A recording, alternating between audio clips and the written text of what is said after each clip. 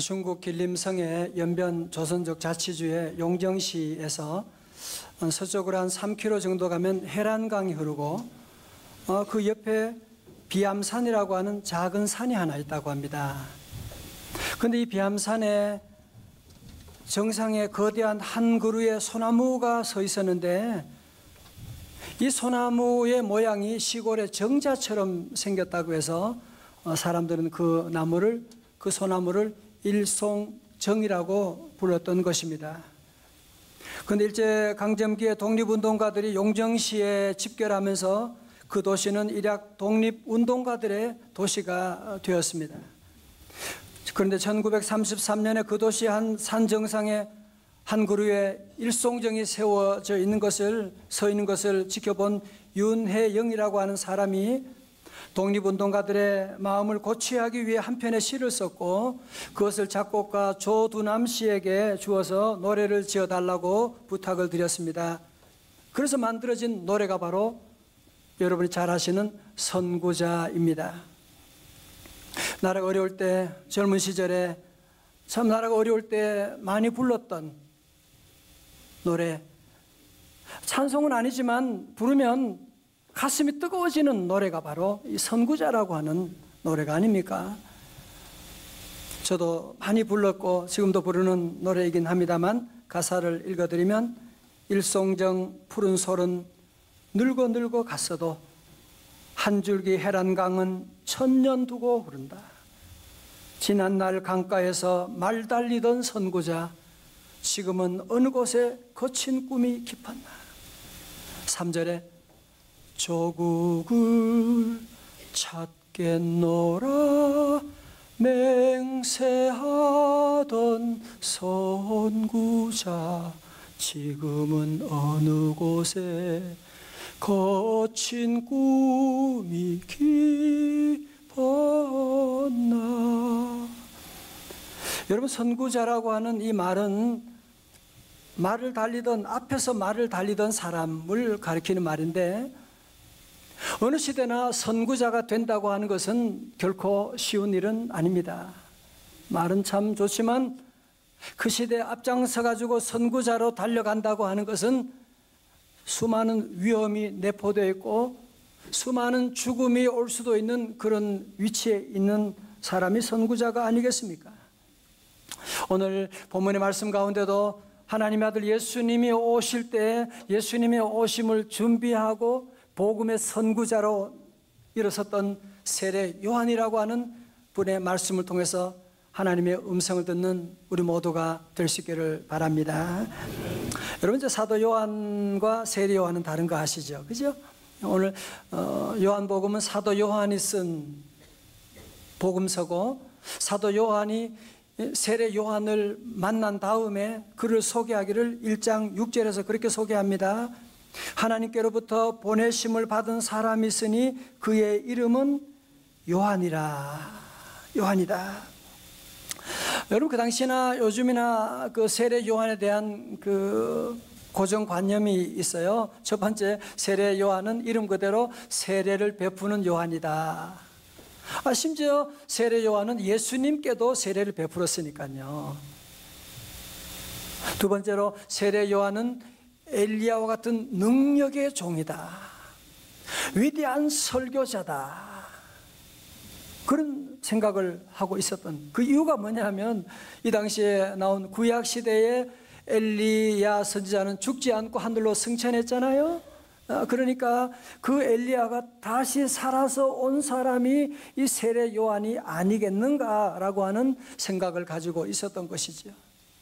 세 번째로, 세례 요한에 대해서는 세례 요한을 혁명가로 보는 사람들이 또 많이 있죠. 왜냐하면 세례 요한은 그 당시에 헤롯 대왕이 자기의 동생의 아내 제수 씨를 취해가지고 지 부인 삼은 거예요. 어느 누구도 말 한마디 뻥끗하지 못하지만 세례 요한은 잘못됐다고, 왜 불의한 짓을 저지르냐고 외쳐서 그만 그는 괘씸죄에 걸려가지고 목베임을 당해 죽고 말았거든요. 그래서 사람들은 이렇게 세례 요한을 세례 베푸는다, 능력의 종이다, 설교가다, 위대한 개혁가다, 혁명가다라고 외치는데 맞는 말입니다.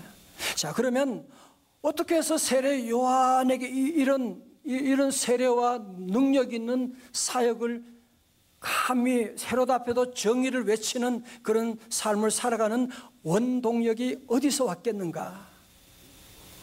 그것은 바로 그는 하나님의 아들 예수님을 보는 눈이 열렸기 때문에 그렇습니다. 자, 오늘 29절의 말씀, 요절 말씀이기도 해요. 다 크게 한번 같이 봉독하겠습니다. 시작.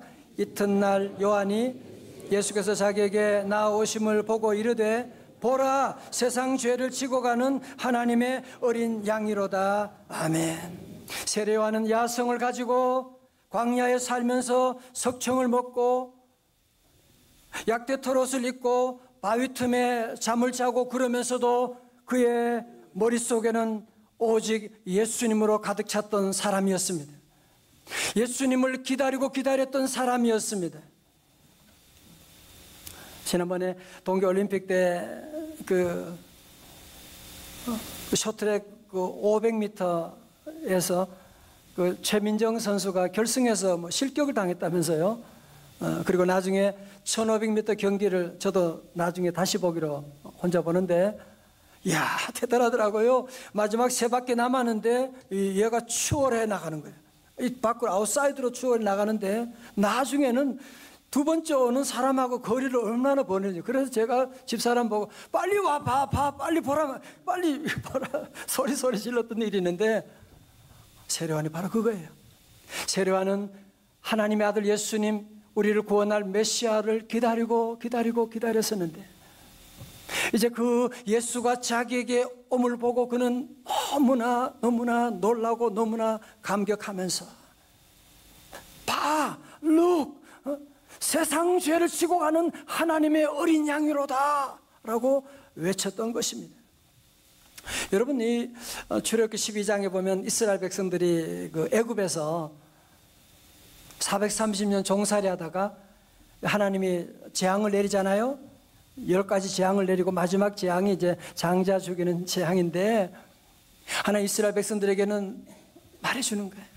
너희들은 어린 양을 잡아서, 흠없는 어린 양을 잡아서 그 피를 그 문에 들어가는 문에 위에, 문지방 위에 하고 다 바르고 좌우에 문설주에도 다 문에 다 발라. 그러면 하나님의 천사가 그 피를 보고 넘어가게 될 거야. 패스 오버하게 될 거야. 그래서 너희 자녀들은 다치지 않게 될 거야. 그랬더니만 이스라엘 백성들은 그 말을 의지하고 믿고 어린 양의 피를 발라서 문에 좌우에 위아래 다 발랐거든요. 그랬더니만 그날 밤에 그 재앙은 그 피를 보고 넘어가게 된 거예요. 이스라엘 백성들은 다, 장자들이 다 살게 된 것입니다. 이것을 가지고 유월절 어린 양이라고 말씀하고 있는 거예요. 그 어린 양이, 장자가 죽어야 되는데 어린 양이 대신 죽음으로 말미암아 장자가 살아나는 어린 양의 죽음을 그래서 대속 제물이 되었다, 그렇게 말씀하고 있는 것입니다. 여러분, 자, 그런데요, 여러분, 구약시대의 제사제도는, 제사장도 죄인이잖아요. 그 제사를 매일 드려야 돼요. 그러나 매일 드리지만 그 제사를 통해서 죄가 완전히 없어진 게 아닙니다. 그냥 제사라고 하는 원어의 뜻은 뭐냐? 커버한다, 그 뜻이에요. 덮어두는 것이요. 그래서 세례 요한은 이제 우리의 모든 죄를 짊어지고 갈 메시아가 오실 것이다. 그분을 헬라어로 그리스도라고 하잖아요. 그가 오실 것을 기다렸는데 드디어 하나님의 아들 어린 양 예수 그리스도께서 자기에게 오는 것을 보고 그는 보라, 세상 죄를 지고 하는 하나님의 어린 양이로다 외치게 된 거죠. 할렐루야.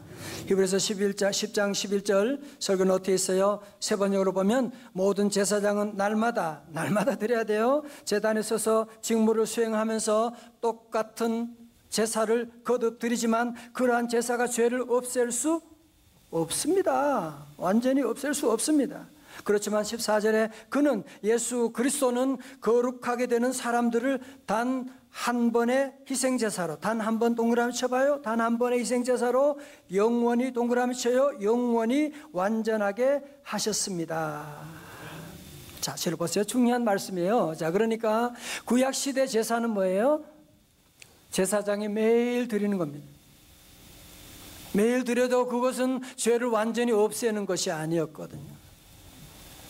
그래서 세례 요한은 어린 양 예수 하나님의 아들의 오심을 기다렸는데 그 어린 양 예수 그리스도는 흠이 없는 어린 양으로서 그 제사장으로 오셔가지고 그분의 십자가 죽음은 단번에 영원히 once for all, 그분의 한 번의 죽으심으로 말미암아 모든 사람들을 영원히 죄에서 구원하시는 그 예수님이 오시는 것을 보고 세례 요한은 외친 거죠. 보라, look, 세상 죄를 지고 가는 하나님의 어린 양이로다. 할렐루야. 요즘 봄철을 맞이해서 집 청소도 좀 해야 되죠. 여러분, 청소할 때에 집안에 이런 더러운 것들, 쓰레기들을 요즘은 구역봉투에 넣어야 돼요. 아무 데나 담으면 안 되고 구역봉투 넣어가지고 쓰레기장에다가 갖다 놓으면 되는 거예요. 그러면 고맙게도 청소하시는 분들이 그걸 다 정리해가지고 다 가져가는 거죠. 너무너무 감사한 일이에요. 그죠? 성도 여러분, 여러분의 집안의 죄의 쓰레기는 여러분 어떻게 하세요? 죄의 쓰레기라는 거 아세요? 싸우고 음란과 저주와 모든 죄의 쓰레기들, 거짓말하고 미워하고, 이 죄의 쓰레기는 많은 분들이 있는지도 잘 몰라요. 여러분, 쓰레기를 집에 놔두면 어떻게 되죠? 쓰레기 놔두면 거기서 날파리가 나오고 냄새가 나오게 되고, 그 며칠만 놔둬보세요. 집안에 온통 냄새가 나고 날파리가 돌아다니게 되고. 여러분이 죄의 쓰레기를 자꾸 집안에 그냥 두고 그냥 덮어두려고 그러니까 거기서 계속 날파리가 나와서 아이들을 짚고 자꾸 거기서 죄의 쓰레기 때문에 사고가 나게 되고, 거기서 불륜이 일어나게 되고, 사업을 잘해도 갑자기 내리막길로 떨어지게 되는 일들이 생겨나가고. 성도 여러분, 우리의 죄의 쓰레기는 어떻게 해야 되나요? 어떻게 해야 되지요? 바로 하나님의 아들 예수 그리스도께서 그는 어린 양으로 오셔서 우리의 모든 죄를 다 짊어지시고 가시기 때문에, 그래서 보라, 세상 죄를 지고 가는 하나님의 어린 양이로다. 할렐루야.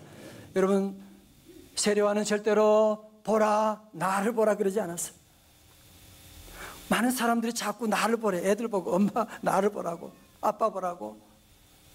세례 요한은 사람들은 자기를 그렇게 존경하지만 나를 보라고 하지 않고, 보라, 하나님의 어린 양 예수 그리스도를 바라보라고 하고, 세례 요한의 사명은 예수님을 증거하는 삶. I am nothing, 나는 아무것도 아닙니다. 예수님만 바라보아야 됩니다. 예수님을 증거하는 삶을 살았던 것입니다. 여러분, 앞에 1장 7절에서도 누가 세례 요한이 증거하러 왔으니, 8절에도 그는, 세례 요한은 이 빛이 아니요 이 빛에 대하여 뭐요? 증언하러 온 자라. 15절에도 요한이 그에 대하여, 누구에 대하여? 예수에 대하여 증언하여 외쳐 이르되, 내가 전에 말하기를 내 뒤에 오시는 이가 나보다 앞선 것은 나보다 먼저 계심이라 한 것이 이 사람을 가리킴이라 하니라. 앞을 보세요. 설교노트 3번에 잠깐 메모해 놨습니다만은, 여러분이 아시는 것처럼 세례 요한은 예수님보다 6개월 먼저 태어난 사촌형이에요. 그런데 오늘 세례 요한은 그 예수님을 가리켜 뭐라고? 그는 나보다 앞서 있고 나보다 먼저 계셨음이라고 말씀하고 있는 거예요. 이것을 신학적으로 그리스도의 선제, 프리익지스턴스라고 말하는, 그 예수님은 세례 요한보다 먼저 계셨고, 요한복음 8장에 가면 그분은 아브라함보다 먼저 계셨던 분이시다라고 하는, 그분이 오셨다는 거죠. 그러면서 세례 요한은 자기를 소개하기를 23절에서 자기를 뭐라고 소개합니까? 이르되 나는 선지자라, 선지자 이사야의 말과 같이 주의 길을 곧게 하라고 광야에서 외치는 자의 뭐라고요? 소리로라 하니라. 세례 요한은 철저히 자신은 말씀이 아니고 말씀을 전하는 소리에 불과합니다. 그 얘기하는 거죠. 자, 여러분 보세요. 제가 지금 설교하면 소리가 나잖아요. 소리가 무슨 색깔이에요? 소리가 무슨 모양이 있어요? 아니에요. 소리는 그냥 전하고 사라지게 되는 것이거든요. 오늘 주의 종들도 이런 유혹에 빠지면 안 돼요. 소리인데 지가 뭐 된 줄로 알고 뭐 하는 줄 알고 그런 유혹에 빠지면, 저도 그런 유혹에 빠지면 안 돼요. 오늘 여러분 세례 요한은요, 그는 소리다. 그래서 하나님의 아들 예수 그리스도는 하나님의 구원의 놀라운 복음을 전하고, 세례 요한은 예수 그리스도를 증거하고 그는 소리처럼 그냥 사라져 버리게 된 거예요.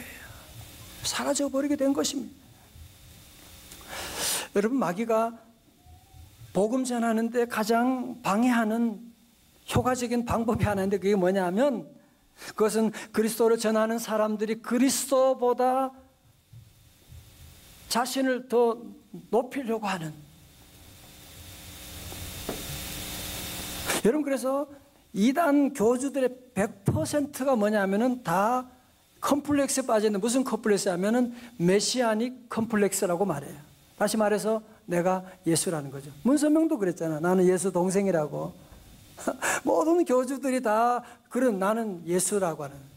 여러분, 이제 예를 들면 하나님의 교회 안상홍, 왜 거기 이단이냐? 그 사람들 찬송 401장 찬송 보면 우리 부르는 찬송가를 지들 마음대로 바꿨어요. 주 하나님 지으신 모든 세계인데 여기 401장에 안상홍님 지으신 모든 세계 내 마음에 그리워볼 때, 3절은 안상홍님 세상에 다시 올 때, 제정신이냐고요. 그런데도 성경 공부 안 하니까요, 하나님 어머님이 계시대. 우리 교회는 그런 거 배운 적이 없는데, 그 장길 부인 하나님 어머니라고 하면서 찾아가고. 세상에 어떻게 이런 일이 있을 수가 있습니까? 그래서 이단이라는 겁니다. 이단이라는. 여러분, 이 당시에 사실 세례 요한도, 그 당시에 모든 사람들이요 세례 요한을 얼마나 대단하게 본지 아세요? 특별히 예루살렘에서 온 특사들이 이 세례 요한이 어떤 사람인가 하고 여러 가지 모양으로 그에게 질문 공세를 펼쳐요. 혹시 당신 그리스도 같은데, 그렇게 얘기하는 거예요. 그러니까 세례 요한은 뭐라고 대답하느냐? 1장 20절에 요한이 드러내어 말하고 숨기지 아니하니 드러내어 하는 말이 뭐예요? 나는 그리스도가 아니라 I am not. 나 그리스도 아니야. 또 묻되 그러면 누구냐? 네가 엘리야냐? 이르되 나는 아니라 I am not. 또 묻되 네가 그 선지자냐? 대답하되 아니라 no. 나 아닙니다. 얘기하고 있는. 자, 저를 보세요. 여러분, 이 세례 요한의 삶은 어떻게 보면 사람들은 자기를 높이고 싶잖아요. 인정받고 싶고. 그런데 세례 요한은 철저히 뭐예요? 그리스도냐? 나 그리스도 아닙니다. 아닌 건 아니라고 분명하게 말하는 사람. 나 엘리야 아닙니다. 나 그 선지자 아닙니다. 나는 그런 사람 아닙니다. 한마디로 뭐예요? 자기 포기, 자기 부정. 여러분, 여기서 주는 첫 번째 메시지가 뭐냐?